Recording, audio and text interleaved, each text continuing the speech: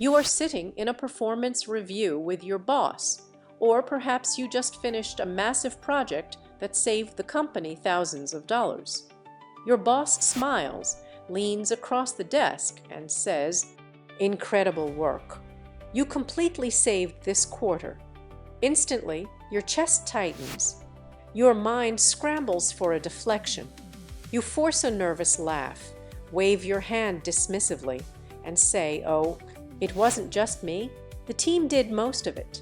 Honestly, I just got lucky with the timing." You walk out of the room feeling relieved that you didn't sound arrogant.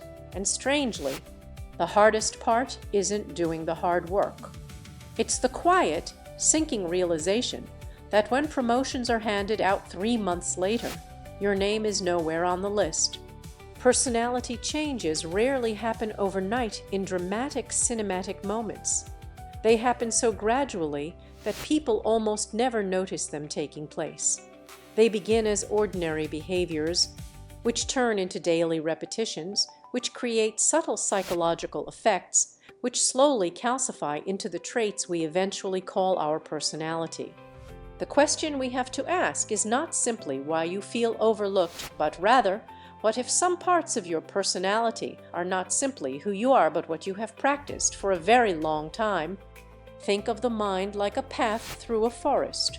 Walking through the forest once doesn't create much of a path, but walk in the same direction every day, and the grass slowly bends, the soil compacts.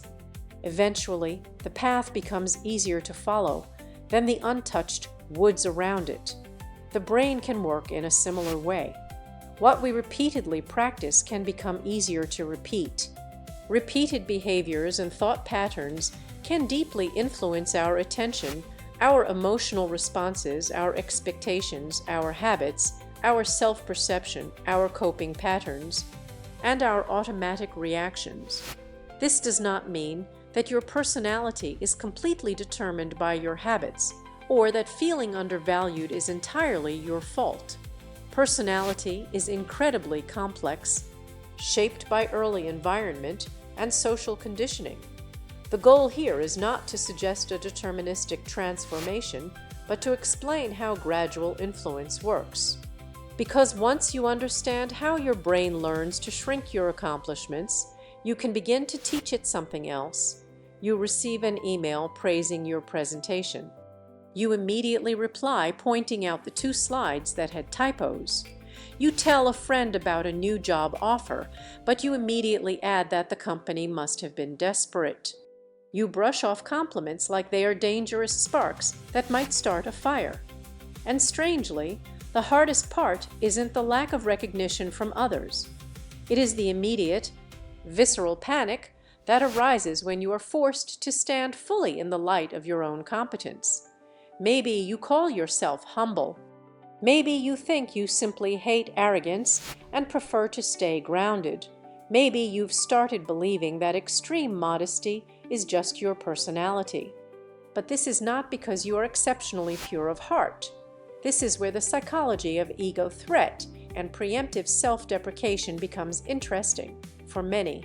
Accepting praise creates an immediate, terrifying pressure to maintain that high standard. Denying your own skill creates an immediate relief from the vulnerability of expectations. And that relief can teach the brain something. The brain begins to associate self-diminishment with safety from failure. The problem is that what protects you from the pressure of success today can make the act of simply acknowledging your worth feel like an impossible crime tomorrow. You might see this bleed into your daily life. You consistently charge less for your freelance work than you should, or you stay silent when someone else takes credit for your idea. It is like constantly crouching down in a room full of people so no one thinks you are too tall. At first, you think you are just being polite, but eventually your back begins to ache, and people start treating you like you are actually small. Some habits work the same way. They don't just change how we communicate. They change our fundamental willingness to occupy the space we have earned. If you repeatedly tear down your own achievements to avoid pressure, You may gradually become more comfortable with being underestimated than being celebrated. If you repeatedly credit luck for your hard work, owning your success may begin to feel less like honesty and more like a fraudulent boast. If you repeatedly practice hiding your brilliance, the dark may begin to feel like your only home. The habit isn't necessarily bad. It may have protected you in a childhood where standing out made you a target. The problem begins when the strategy that once protected you becomes the only strategy you know. What does this habit give you today? And what might it cost you tomorrow? Maybe you are not naturally incapable of feeling proud. Maybe you've simply trained yourself to use humility as a respectable excuse to avoid the terrifying vulnerability of being seen as powerful. What have you been practicing without realizing it? And if you practiced simply saying thank you without adding a single caveat for the next year, what might become easier? You are in a group project or a collaborative environment. You possess a specific, highly valuable skill that the group desperately needs. But when it is time to assign roles, you remain quiet. You volunteer to take notes or do the background research. You let someone with half your experience lead the project. And strangely, the hardest part isn't doing the grunt work. It's the immediate, brutal exhaustion of watching someone else struggle to do a job you could have finished beautifully in half the time. Maybe you call yourself a team player. Maybe you think you simply prefer to support others and hate being the center of attention.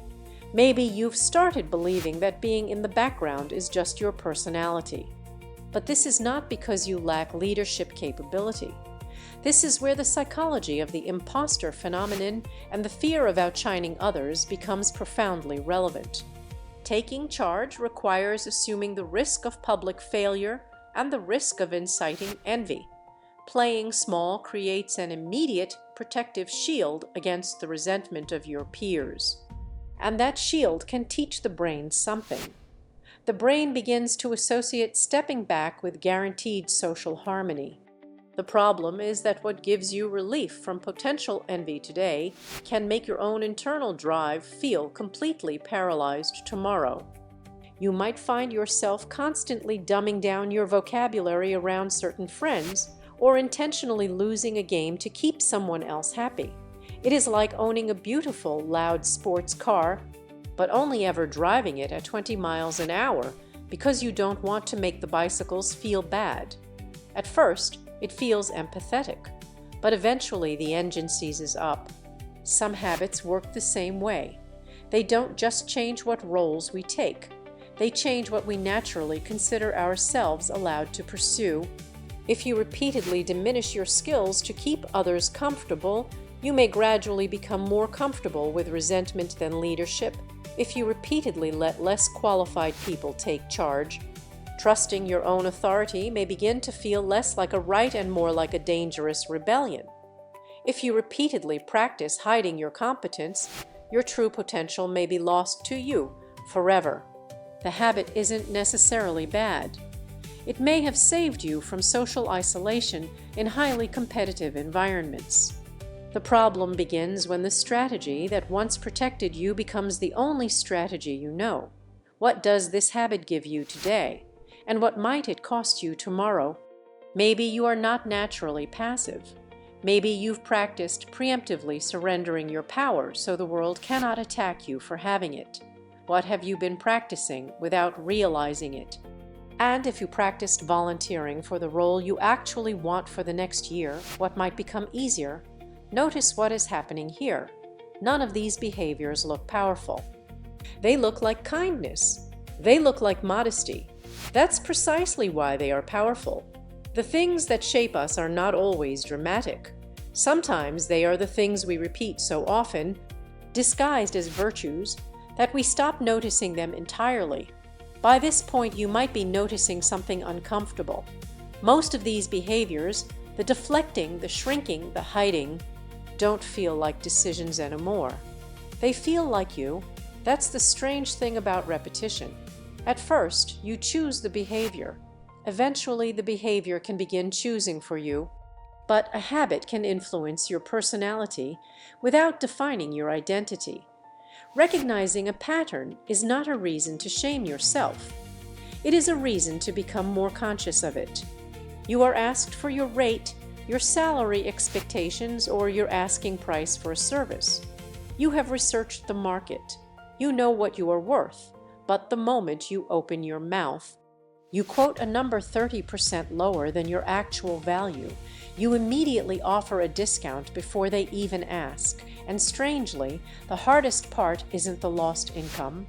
It's the terrifying suspicion that you are constantly negotiating against yourself before the other person even speaks. Maybe you call yourself realistic. Maybe you think you're simply being competitive and securing the deal.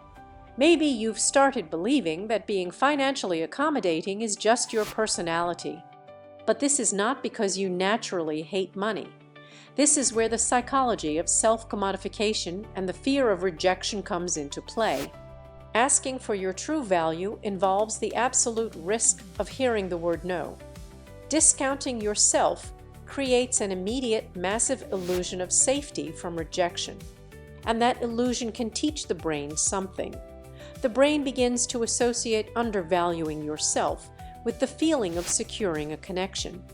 The problem is that what makes you feel safe from rejection today can completely divorce you from the ability to advocate for your own survival tomorrow.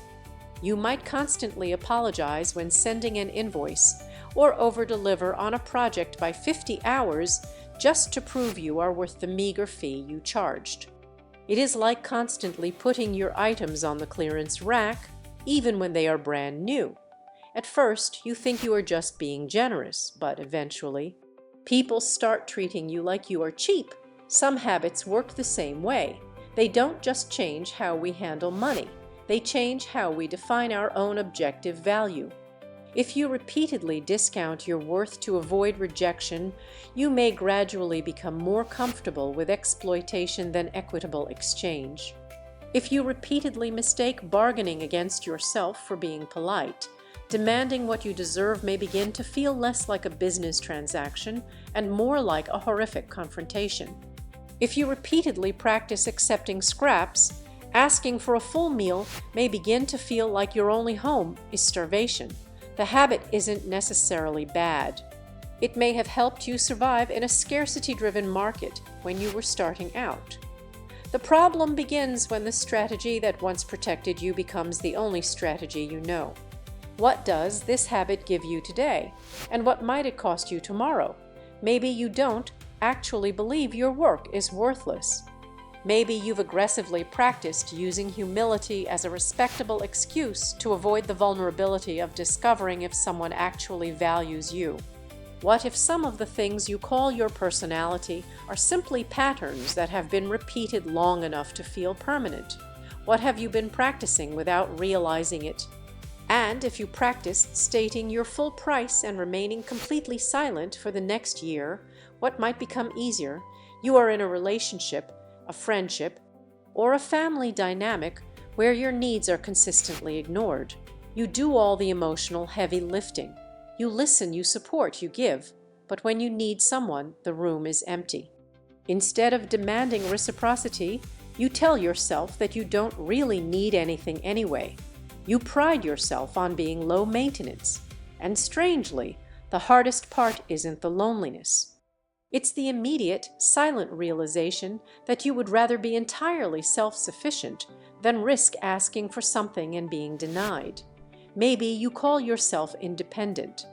Maybe you think you simply have a high tolerance for emotional neglect. Maybe you've started believing that being utterly stoic is just your personality. But this is not because you naturally have no needs. This is where the psychology of the fawn response and emotional starvation becomes relevant. When you believe your value lies only in what you can provide, asking for support feels like putting your entire identity on trial. Claiming you don't need anything creates an immediate protection from looking burdensome, and that protection can teach the brain something. The brain begins to associate extreme self-reliance with emotional survival. The problem is that what protects your dignity today can guarantee chronic, internal isolation tomorrow. You might find yourself constantly minimizing your own trauma or refusing to let anyone buy you a cup of coffee. It is like building a massive, heavy iron fortress to protect a single, fragile flower. It is incredibly effective for staying secure. But if the walls are too thick, you never get to feel the sun on your face. Some habits work the same way. They don't just change how we interact. They change whose life we are actually allowing to dictate our experiences. If you repeatedly shrink your needs to avoid being a burden, you may gradually become more comfortable with emotional starvation than messy intimacy. If you repeatedly let the fear of rejection ruin your ability to ask for help, relying on someone else may begin to feel humiliating. If you repeatedly practice hiding your vulnerability, stepping out of your fortress may begin to feel like a threat to your survival. The habit isn't necessarily bad. It may have kept you safe in an unpredictable childhood where depending on adults was dangerous. The problem begins when the strategy that once protected you becomes the only strategy you know. What does this habit give you today, and what might it cost you tomorrow? Maybe you are not naturally stoic. Maybe you've practiced prioritizing everyone else's comfort over your own actual human needs. What have you been practicing without realizing it? And if you practiced asking for a favor and actually letting them help you for the next year, what might become easier, you finally receive the exact thing you have been working toward: the promotion, the relationship, the creative success. It is yours, but the moment you hold it, you begin to panic. You tell everyone that it is a fluke. You constantly anticipate the moment it will be taken away. You refuse to celebrate. You aggressively tear down your own joy. And strangely, the hardest part isn't the fear of losing it. It's the heartbreaking realization that you do not trust your own worthiness enough to let yourself simply be happy. Maybe you call yourself superstitious. Maybe you think you're simply preventing yourself from getting too comfortable. Maybe you've started believing that being highly anxious about success is just your personality. But this is not because you are exceptionally humble. This is where the psychology of foreboding joy and the fear of the other shoe dropping reaches its peak. We are often conditioned to believe that if we get too happy, the universe will punish us. Pointing out your own lack of worthiness creates an immediate, desperate reassurance that you won't be blindsided by failure. And that reassurance can teach the brain something. The brain begins to associate self-sabotage with emotional armor. The problem is that what deflects disappointment today guarantees that you will never fully own your own happiness tomorrow. You might deflect every celebration or constantly look for flaws in a perfectly good relationship. Imagine taking a sledgehammer to your own car's windshield just so a thief can't break it. It certainly prevents the thief from doing the damage, but you're still driving around with shattered glass. The repetition has become automatic. Some habits work the same way. They don't just change how we present our success. They change how we view our fundamental right to be happy. If you repeatedly attack your own joy to avoid being attacked by fate, you may gradually become more comfortable with self-sabotage than quiet confidence. If you repeatedly view pride as a danger, accepting your success may begin to feel less like a joy and more like a trap. If you repeatedly practice tearing down your own house, feeling at home in your own achievements may begin to feel like an impossible myth. The habit isn't necessarily bad. It may have kept you grounded in environments where standing tall made you a target. The problem begins when the strategy that once protected you becomes the only strategy you know. What does this habit give you today? And what might it cost you tomorrow? Maybe you are not naturally insecure. Maybe you have simply practiced abandoning your own joy to prevent the world from taking it away from you. What if some of the things you call your personality are simply patterns that have been repeated long enough to feel permanent? What have you been practicing without realizing it? And if you practiced throwing a party for yourself and remaining completely unapologetic for the next year, what might become easier? But there is a deeper idea underneath all of this. We have been culturally conditioned to view extreme self-effacement as a virtue. We are taught that minimizing ourselves is the ultimate sign of grace and humility.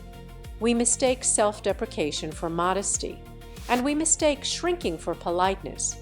But refusing to own your worth does not actually serve you, and it doesn't serve the world.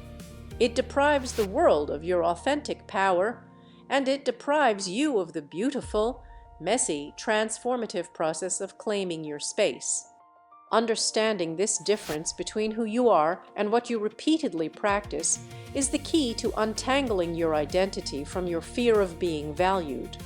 Changing a pattern does not mean you have to completely destroy yourself to become an arrogant, narcissistic person. It does not mean you have to become loud and oblivious to others. It simply means giving yourself more choices. A steering wheel doesn't decide where a car must go. It simply gives the driver the ability to change direction when the road curves. Awareness works in a similar way. Realizing that you have been practicing the habit of shrinking does not instantly teleport you to a place of fearless confidence, but it gives you agency. It gives you the steering wheel back. Why does any of this matter? Because the small choices you make every single day are quietly building the architecture of your future mind. One day doesn't define you. One deflected compliment doesn't define you. One discounted invoice doesn't define you. One bad habit doesn't define you, but what you repeatedly return to deserves your attention. The small, quiet ways you stay in the background, the subtle ways you negotiate against yourself, the invisible ways you pretend you don't need anything. These are not insignificant simply because they are small. They are repeated, and repetition accumulates into a life. What are you practicing becoming? When you look at the life you have built and the power you have quietly hidden away, are you practicing fear or are you practicing courage? You are allowed to take up space. You are allowed to know your worth. You are allowed to be celebrated, because perhaps the person you become isn't decided in one dramatic, flawless moment of finally feeling completely confident. Perhaps they are being shaped quietly, gently, and inevitably in the things you do again tomorrow.